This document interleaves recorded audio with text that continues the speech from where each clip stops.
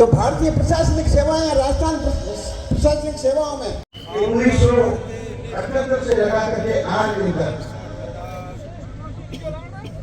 12वें जिले में अब तक 35 से ऊपर प्रकार के विद्यालय कहाँ प्रारंभ हो गया। अक्षत पुष्प दे दो हाथ में। विद्यालय प्रारंभ करने के लिए प्रमुख चीज चाहिए थी, भवन और भवन के लिए जमीन चाहिए थी। वो जमीन हमारे पास उपलब्ध नहीं थी, परंतु यहाँ के सक्रिय कार्यकर्ताओं ने जिनको बहुत धन्यवाद देना कि मैं नाम लेकर के नहीं बोलूंगा, जानबूझ करके मुझे हम सबके सामने एक बहुत बड़ा कार्यक्रम राजस्थान की शिक्षा मंत्री के सानिध्य में होने जा रहा है।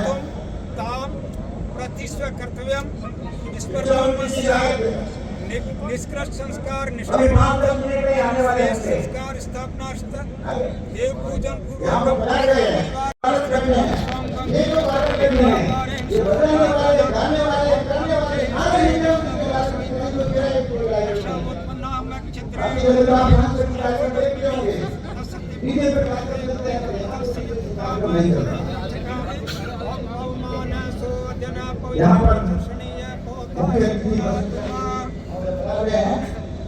प्रतिष्ठा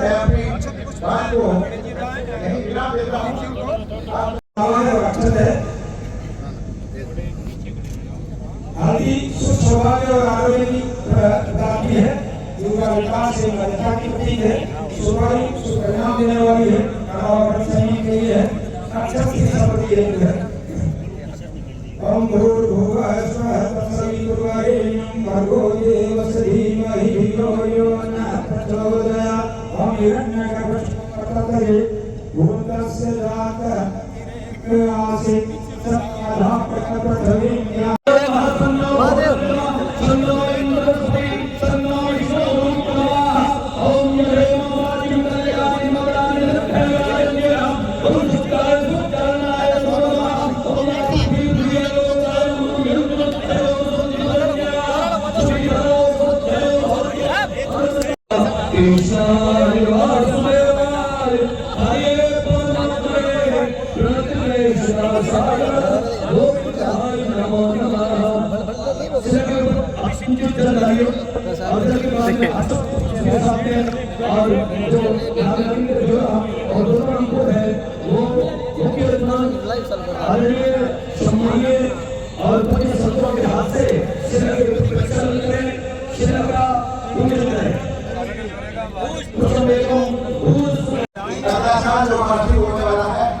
अपने बालक और बालिकाओं को बहुत बड़ी मात्रा में यहाँ भेज करके जिस उद्देश्य के लिए विद्यालय प्रारंभ हुए हैं उस उद्देश्य को सफल बनाने आप सब सहयोग करेंगे।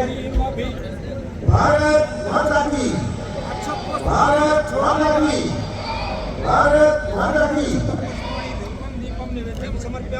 आज के कार्यक्रम के मुख्य अतिथि बता चुके हैं राजस्थान गौ सेवा समिति माननीय शिव प्रसाद जी, संगठन मंत्री विद्या भारती राजस्थान,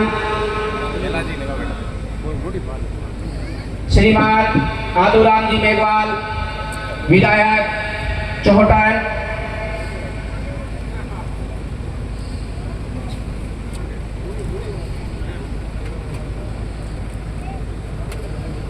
अरे एक वो भाई साहब वहाँ बीच में हो, आदुराम जा पाओ, आओ भाई साहब आओ, बीच में आओ, अरे लेट नहीं लो भाई, तिलक करो आदुराम, अरे कर दिया, अरे मारो आगे सबसे आग्रह रहेगा, निवेदन रहेगा कि मंच पर बता रहे हैं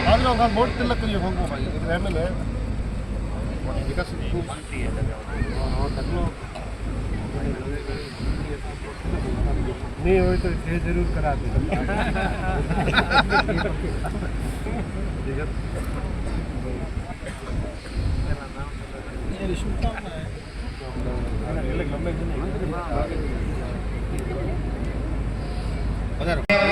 अतिथियों का तिलक अक्षत मोदी कुमकुम से स्वागत अभिनंदन हो रहा है।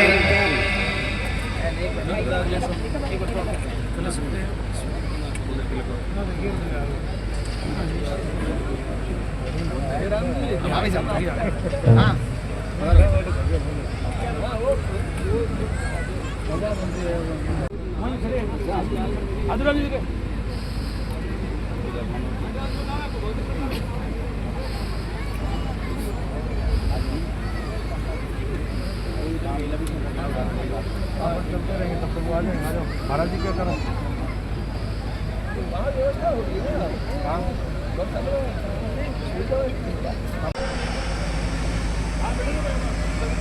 कि अब तक भारत विदेशियों की सत्ता के अधीन था, अब हमारी सत्ता आएगी, पर इसके साथ साथ में भारतीयता भी आएगी, हमारी संस्कृति भी आएगी। परंतु तत्कालीन सत्ताधीशों को केवल सत्ता प्राप्त करने की जल्दी थी और उसके कारण राजनीतिक रूप से आजादी अवश्य मिली, परंतु हम किन जड़ों से जुड़े हुए हैं, हमारा इतिहास क्या है, हमारी संस्कृति क्या है, हमारा भूगोल क्या है, ये सारा भूल गए। राष्ट्रीय स्वयंसेवक संघ के जो शिक्षा जगत से जुड़े लोग थे, उन्होंने सोचा कि पराधीनता का एक कारण यह भी था कि हम अपनी सांस्कृतिक जड़ों से कट गए, हमारे इतिहास को इस प्रकार से रौंदा गया, तोड़ा गया, मरोड़ा गया, जो कुछ भी नहीं हुआ था वो हमारे गले उतार दिया गया और जो हुआ था वो बताया नहीं गया।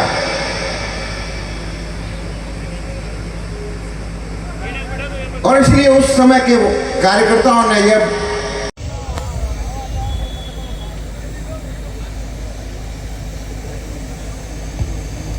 मां शारदा की वंदना के पश्चात मैं निवेदन करूंगा आदरणीय देराम राम जी विश्नोई से कि मंचासीन अतिथियों का स्वागत एवं परिचय करवाएं। आदरणीय देराम राम जी।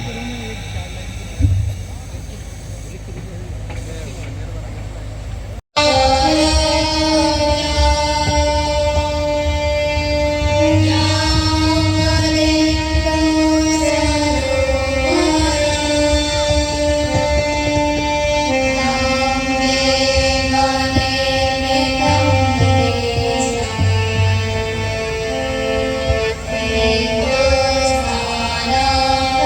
you.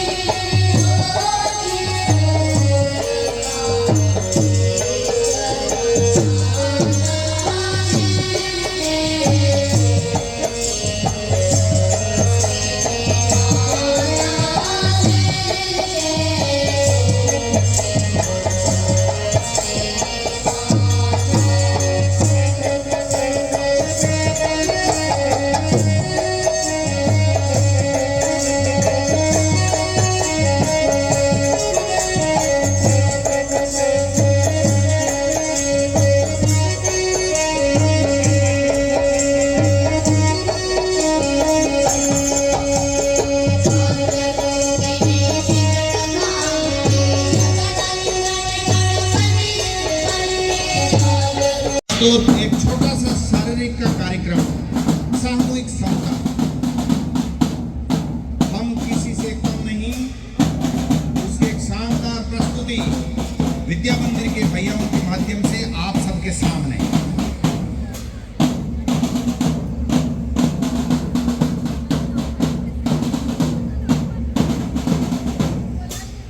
अब कुल मिलाकर के 15 मिनट का कार्यक्रम शेष है। उसके बाद भोजन प्रसाद की व्यवस्था है। हम सब लोग यहाँ से भोजन ग्रहण करें। वितरण के लिए यहाँ के संगठन के कार्यकर्ता, हमारे आचार्य, ये वहाँ पीछे भोजनालय में पहुँच करके और उसकी सारी व्यवस्था देखें। भोजन इसी पंडाल में होगा। सर सर सर सर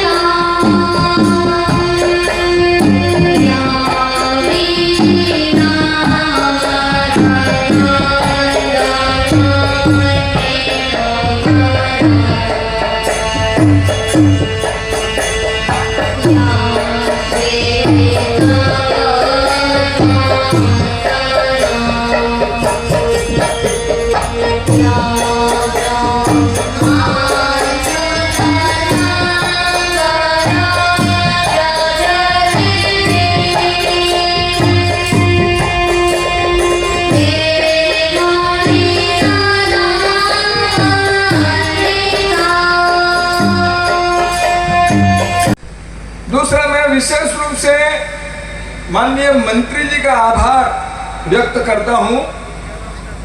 आप सबकी जानकारी में संभवतः नहीं होगा, माननीय मंत्री जी के सगे भतीजे पिछली 24 तारीख को एक्सीडेंट में उनका शरीर शांत हो गया। अभी कल ही 12 दिन पूरे हुए हैं। हिंदुत्व के लिए, राष्ट्र के लिए अनवरत समर्पण करने वाले और संगठन के लिए सदैव समर्पण भाव से खड़े रहने वाले। हमने निवेदन किया और आप अटरू से भी आगे आपका गांव है, 12 से आगे 30 किलोमीटर अटरू है और अटरू से भी आगे अपने गांव से इस कार्यक्रम के निमित्त कल जयपुर आए और आज यहाँ पर उपस्थित है। मैं उनका हृदय से साधुवाद और आभार निवेदन करता हूँ, अन्यथा वो गांव में होते कल, पर इस कार्यक्रम के लिए वो सब कुछ छोड़ करके यहाँ आए हैं हमारे निवेदन पर। तो उनका हृदय से बहुत बहुत साधुवाद। पूज्य प्रतापपुरी जी ने मेरा काम लगभग पूरा संपादित कर दिया। हम जो विद्या मंदिर चलाते हैं, बड़ा कष्ट होता है। समाज में कुछ लोग ये ऐसे हैं जो हमारे इस पवित्र काम को राजनीतिक चश्मे से देखते हैं। ये कोई भारतीय जनता पार्टी और कांग्रेस का विषय नहीं है, ये राष्ट्र निर्माण का विषय है, ये राष्ट्र कल्याण का विषय है। हमारे विद्यालय में राजस्थान में 5,500 मुस्लिम बच्चे पढ़ते हैं। 5,500 5,500 मुस्लिम बच्चे अगर संस्कार लेते हैं, पवित्रता का पाठ ग्रहण करते हैं, देशभक्ति का पाठ ग्रहण करते हैं, तो उनके घर में कोई पीड़ा हो जाएगी क्या? आफत आ जाएगी क्या? वो बच्चे अगर माँ बाप की सेवा करेंगे, माँ बाप की आज्ञा का पालन करेंगे, तो अच्छा होगा बुरा होगा? आप बताइए। इतना भी दिमाग काम नहीं करता कि ये जो काम है ये पॉलिटिकल काम नहीं है, इससे पवित्र कोई काम नहीं है धरती पर। भारत को सुरक्षित रखना है, भारत को जिंदा रखना है, भारत को गौरवान्वित रखना है, विश्व पटल पर भारत की प्रतिष्ठा, भारत का सम्मान बढ़े, उसके लिए विद्या मंदिर चलते हैं। भारत का भविष्य उज्जवल हो, उसके लिए शिशु मंदिर चलते हैं। भारतीय जनता पार्टी के कार्यकर्ता निर्माण करने की फैक्ट्री नहीं है ये, और इसलिए लोगों को भ्रम है। हमारे अपने समाज के लोगों को यह समझ में नहीं आता है कि इसको कौन से चश्मे से देखते हैं।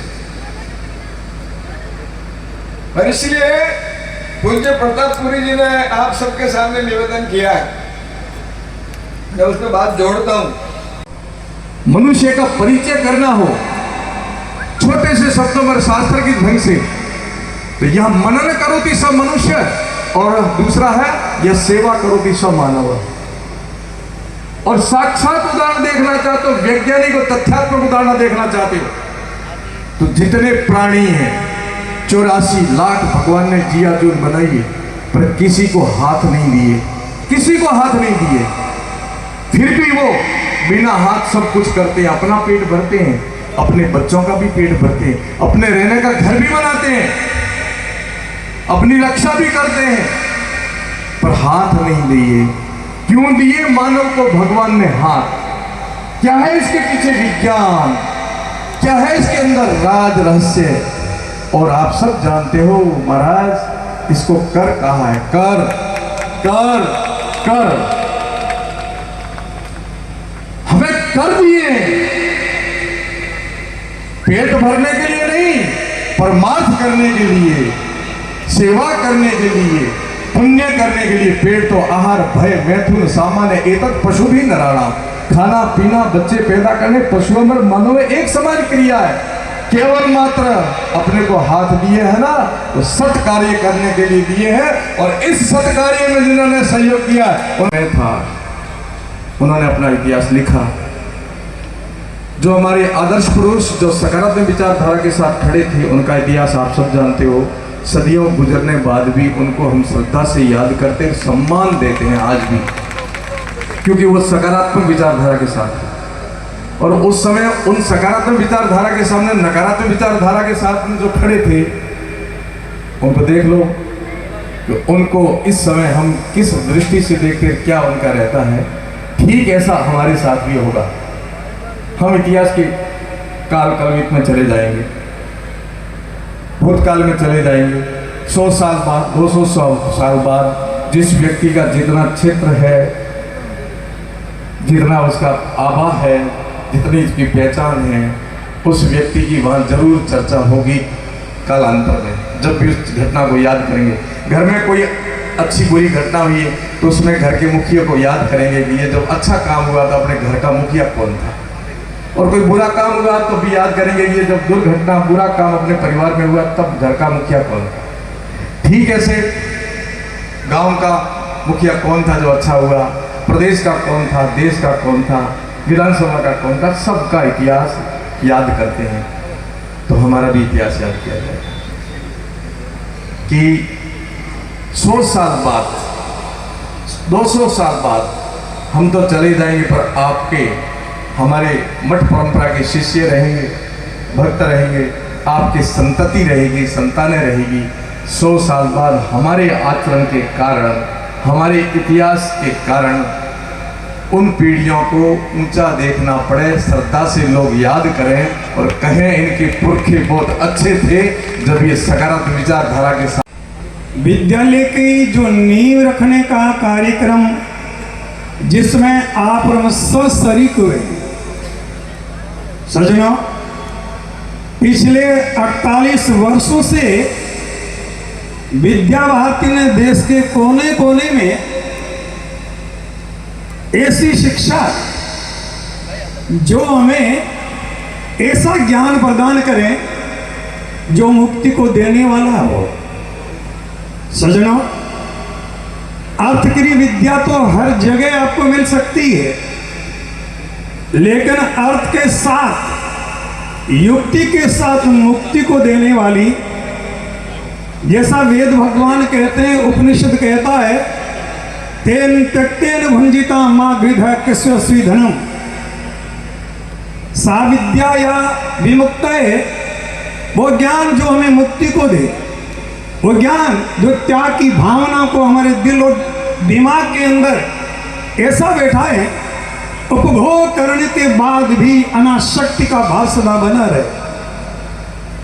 ऐसे देश के कोने कोने में विद्या भारती के द्वारा संचालित आदर्श विद्या मंदिरों की जो स्थापना की गई है, वो इसलिए की गई, आने वाली हर एक हिंदू संस्कृति का एक बच्चा, बेटा बेटी जान सके हमारी हिंदू सभ्यता, हमारी हिंदू संस्कृति कि कितनी गहरी एक नींव रही है, कितने आक्रांता हिंदू संस्कृति को नष्ट करने के लिए हिंदुस्तान। यही बात हमारे देश के प्रधानमंत्री नरेंद्र मोदी विश्व के अंदर कहते हैं, इसीलिए विश्व के अंदर मोदी जी की जय जय बोली जाती है, भारत की जय बोली जाती है। और भारत को लोग आज भी हमारे देश के प्रधानमंत्री विश्व के यात्रा के अंदर जाते हैं तो दुनिया पलक पावड़े बिछाकर उनका स्वागत करते हैं, इसी संस्कृति को स्वागत करते हैं, इसी भारत की संस्कृति को। और इसी भारत की संस्कृति को हमारे आदर्श विद्या मंदिर जो है, इनके माध्यम से आगे संस्कृति को सक्षम रखने के लिए भारत फिर विश्व गुरु के सिंहासन पर विराजमान हो, ये सब कल्पनाएं लेकर हम सब यहाँ इस पूर्णिया की पवन धरा के ऊपर आए भी है। और पुनः हमारे मनसासीन अतिथि और इन सब का आभार प्रकट करते हुए और मेरे वाणी को विराम देने से पहले तेरा तुझको ही अर्पण, आदरणीय जयराम जी भाई साहब ने कहा, मेरे सामने मैं जो हूँ आपकी वजह से हूँ और ये आपका ही है। और ऐसा मौका कभी मेरे जीवन के अंदर मिल नहीं सकता कि आदर्श विद्या मंदिर के लिए जो है मेरे विधायक कोटे से मैं घोषणा करूं। मैं अपने आप को बहुत भाग्यशाली समझता हूं और मैं मेरे विधायक जो कोष है ये आपका ही और आपको ही अर्पण करता हूं। मैं मां भारती के चरणों के अंदर मैं विधायक कोष से 25 लाख रुपए की जो है भारत माता की, भारत माता की। मैं विद्या मंदिर के लिए 25 लाख से ज़्यादा लिमिट नहीं है, नहीं तो मैं आप जितनी मेरा कोई मैंने जो सोचा उतनी मैं घोषणा मन से कर नहीं सकता, परंतु जहाँ जितनी नियमों के अंदर आती है उतनी मैंने 25 लाख की आपके माध्यम से मेरे सामने जो जनता जनार्दन जो बैठी है उनके माध्यम से मैं 25 लाख की घोषणा करता हूँ। जय हिंद, जय भारत। दीपक दिखाने जैसी बात है, परंतु यहाँ के लोगों की, यहाँ के जनमानस की लंबे समय से जो इंतजार था, आज वो इंतजार की घड़ियां कम हुई है। आने वाले समय के अंदर जिस तरह पूज्य संत प्रतापपुरी जी महाराज ने जो कहा है, इस भूमि के ऊपर बहुत बड़ा भव्य आदर्श विद्या मंदिर जो है खड़ा, डबल मंजिल। मैं तो ये चाहता हूँ बाप जी आपने डबल की ट्रिपल मंजिल बने। और यहाँ ये जो रोड है हमारी भूणिया चौटन की तरफ जाने वाली, इससे निकलने वाला वक्तों को सीधी नजर भूणिया के अंदर घुसते ही आदर्श विद्या मंदिर के ऊपर ही पड़े। और ये संस्कार का मंदिर जिस तरह से हमारे पूर्व भाजपा सरकार के अंदर, वसुंधरा जी की सरकार के अंदर हमारे विद्यालयों के अंदर एक आक्षेप पात्र जो रखता, हम जिस तरह से हम मंदिर के अंदर जाते हैं, पूजा अर्चना करते हैं, धोख देते हैं देवी देवताओं को, और फिर अपनी श्रद्धा के अनुरूप हम जहाँ चढ़ावा चढ़ाते हैं, उसी तरह हमारे विद्यालयों के अंदर भी ये भी एक मंदिर है और ये विद्या मंदिर है, आदर्श विद्या मंदिर है। आदर्श विद्या मंदिर की व्याख्या पूज्य रुकनुत भारती जी, पूज्य शिक्षा शास्त्री गोवर्धन दास जी महाराज ने और पूज्य प्रतापपुरी जी महाराज ने बहुत ही बेखूबी से व्याख्या की है। मैं आपसे इतना ही निवेदन करूंगा कि जिनकी श्रद्धा है, अभी भाई साहब शिव प्रसाद जी कह रहे थे, लॉरेंस देश की बात कर रहे थे, मैंने कहा मेरे सामने बैठे थे लॉरेंस, उसको तस्कर को ज्यादा जानते हैं, देश को कम कई बार जानते हैं, परंतु वो देश भी और जिन्होंने व्याख्या की है, निश्चित रूप से इस विद्यालय के अंदर राष्ट्रभक्त तैयार हो। और इस देश को 2017 के बाद में जो पूज्य संत हमारे रुकनुत भारती जी ने धर्म की जय बोली थी आपके सामने, अधर्म का नाश हो, प्राणियों में सद्भावना हो और विश्व का कल्याण हो।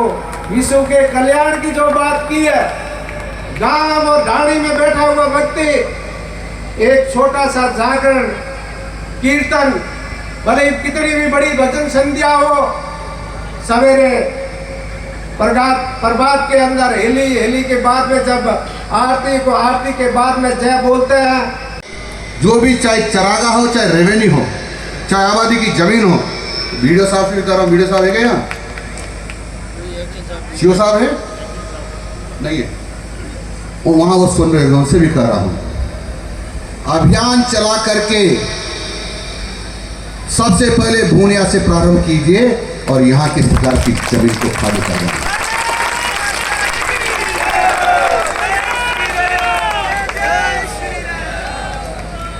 कोई कब्जा नहीं कर सकता। कैसे कब्जा कर लेगा? ये भारतीय जनता पार्टी की सरकार है, माननीय भजन लाल जी की सरकार है, माननीय नरेंद्र जी मोदी की सरकार है। इस राज्य में भी बदमाशों को, गुंडों को कब्जा करने देंगे तो फिर हमारी सरकार का क्या मतलब रह जाएगा? ये नहीं होगा, किसी की मतलब नहीं होने देंगे। और आपसे आग्रह कर रहा हूँ कि आप इसमें स्वयं जनता भी सहयोग करें, प्रशासन भी अपना काम सख्ती से करेगा। इतना मेरा निवेदन है। मुझे यीशु मंदिर की एक बाढ़ जैसी आई। और ऐसा क्यों हुआ?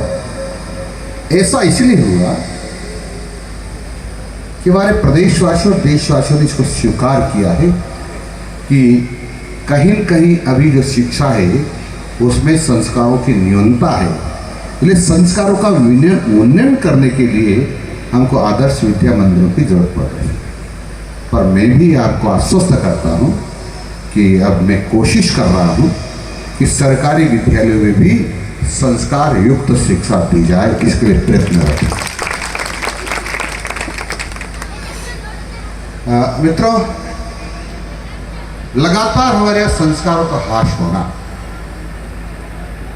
हमारी शिक्षा प्रणाली का भी कमी हो सकती है, तो समाज में जो न्यूनता आ रही है उसकी भी कमी हो सकती है।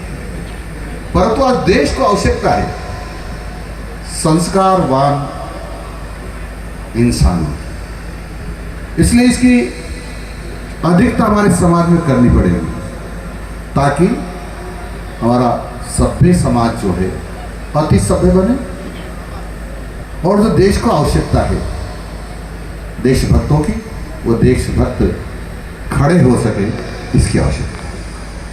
मित्रों, इस देश में हमारे चुप रहने के कारण से बहुत सारी गड़बड़ियां हो गई, अन्याय हुआ हमारे साथ, हमने उसको चुपचाप सहन किया।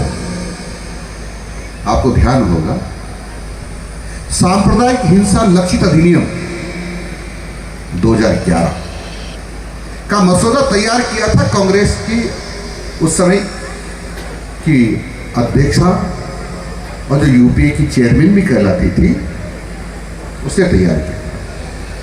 उसमें क्या था, चाहो तो मोबाइल खोल के देख लेना, कहीं न कहीं इस्लाम के मानने वालों में और गैर इस्लाम को मानने वालों में झगड़ा हो जाए, दंगा हो जाए, कोई तू में हो जाए,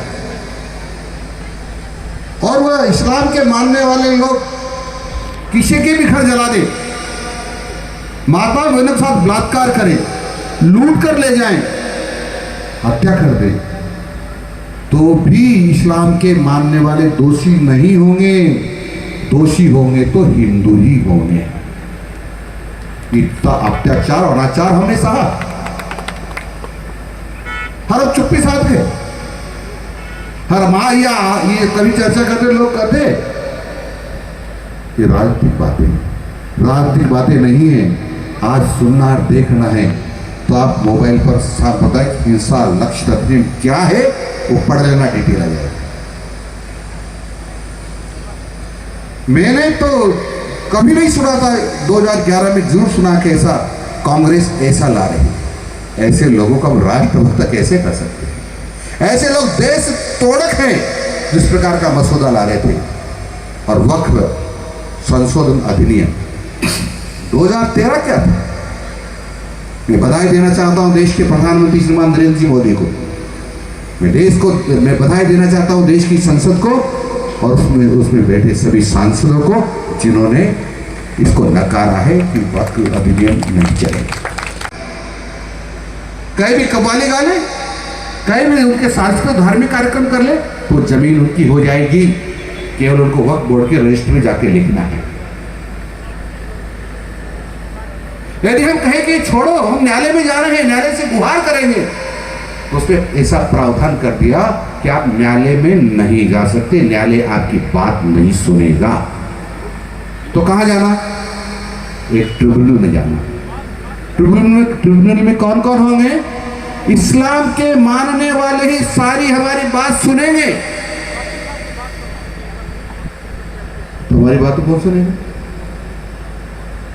क्यों सुनेगा? नहीं सुनेगा।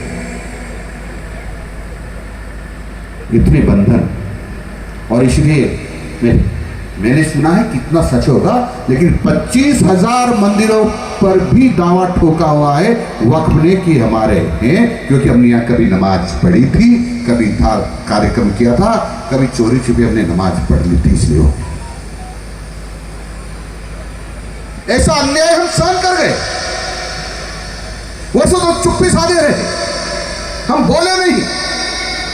और ऐसे अधिनियम में संशोधन करने वाले लोग जनता के वोट पाते रहे, हमारे पर शासन करते रहे।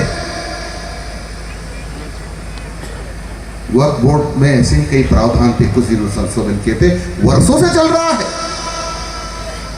और कुछ लोग कहते हैं, जो अपने आप को ये कहते हैं मैं ब्राह्मण पैदा हुआ हूं, मैं जाट पैदा हुआ हूं, मैं खटीक पैदा हुआ, मैं राजपूत पैदा हुआ हूं, मैं हरिजन पैदा हुआ हूं, वह कहते इनका अधिकार छीन रहे हो। कौन है वो अधिकार की करने वाला? मित्रों, वो है जिसकी श्रद्धा इस देश में नहीं है। मित्रों, वो यह है, वो है जो मुगलों का वंशज है, और जिनमें मुगलों का अंग्रेजों का अंश है। ऐसे लोग ये कहने वाले हैं कि इनके ऊपर अत्याचार अनाचार हो रहा है। हमको मुखर होना चाहिए, पहले ही बोलना चाहिए। और हमने इसके बावजूद भी उनका समर्थन किया, तो हमसे ज्यादा पापी कोई नहीं हो सकता था जो अपने भाइयों को मराने के लिए हम ये सब सकते। मित्रों, हमको क्या नहीं किया इसका, हमको पढ़ाया गया अकबर महान है, महाराणा प्रताप साधारण योद्धा है। महाराणा प्रताप राजस्थान की आन बान शान के लड़ रहे थे। अरे आक्रांत लुटेरे बलात्कारी हमारे देश के ऊपर शासन करना चाहते थे, हमको पराधीन करना चाहते थे। इसलिए जब मीना बाजार लगाकर लड़कियों को उठाकर ले जाते थे तो महान पढ़ाया गया हमको। ऐसे लोग इस धरती में पैदा हुए हैं, तो मैं समझता हूं इस धरती का दुर्भाग्य है कुछ इस तरह के लोग पैदा हो गए, और हमारा दुर्भाग्य है कि ऐसे लोग हमारे बीच में रहते हैं। ऐसी कई बातें हमको पढ़ाई गई जो नहीं पढ़ाना चाहिए, तो हमने हीन भावना पैदा करने के लिए इसलिए पढ़ाई गई कि हमारे पूर्वज कायर थे, नाकारा थे, कमजोर थे। जबकि ऐसा नहीं था। हमारे देश को पर राज करने के लिए, हमको पूरा अधीन बनाने के लिए, हमको कन्वर्ट करने के लिए, धर्म बदलने के लिए बहुत सारे लोगों ने प्रयत्न किए, लेकिन हिंदुस्तान का कुछ नहीं बिगड़ा। और आज इतने वर्षों गुलाम रहने के बावजूद भी आज हम स्वतंत्र रूप से हमारी धर्म की ध्वजा फहरा रहे हैं, और सनातन धर्म का विश्व में डंका बज रहा है। मित्रों, केवल गौ माता को ऐसा